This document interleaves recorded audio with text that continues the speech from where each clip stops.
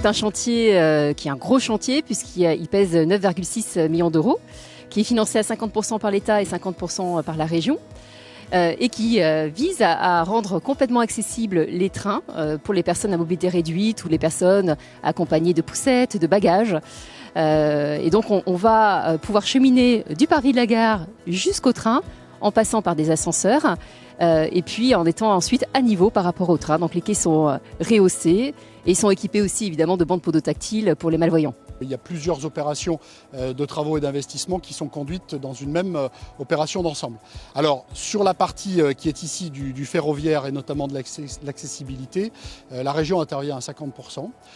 Et s'agissant de la gare routière, la région intervient à 100% puisqu'elle est maître d'ouvrage de cette opération. C'est un chantier d'ampleur, c'est un engagement d'ampleur, mais qui le valait bien, j'ai envie de dire, puisque le dernier gros investissement remonte ici aux Jeux Olympiques, ça fait donc 30 ans, et nous avions une véritable difficulté, notamment sur l'accessibilité pour les personnes en situation de handicap.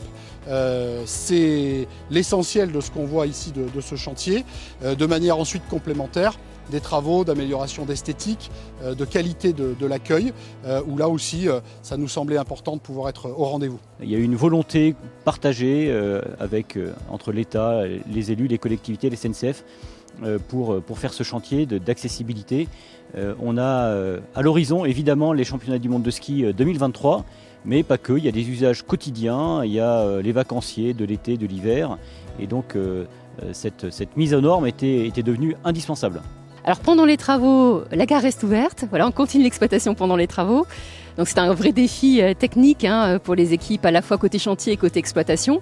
Et on peut accéder en fait aux trains sur les quais qui sont ouverts à l'exploitation. On parle maintenant d'ailleurs de pôle d'échange multimodal ici à Moutier, puisqu'il y a évidemment le ferroviaire, nous y sommes, il y a le transport avec les cars et la gare routière, et puis il y a aussi toutes ces mobilités complémentaires, notamment les taxis. Je rappelle que ici les véhicules de transport sont très importants, et puis les mobilités douces évidemment qu'on intègre à nos réflexions. Donc ce pôle d'échange multimodal nécessitait des investissements conséquents. Ça fait 30 ans que nous n'avions pas investi ici sur ce secteur.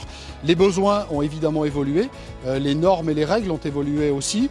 On en profite d'ailleurs pour faire ce chantier de la passerelle qui surplombe les voies ferrées.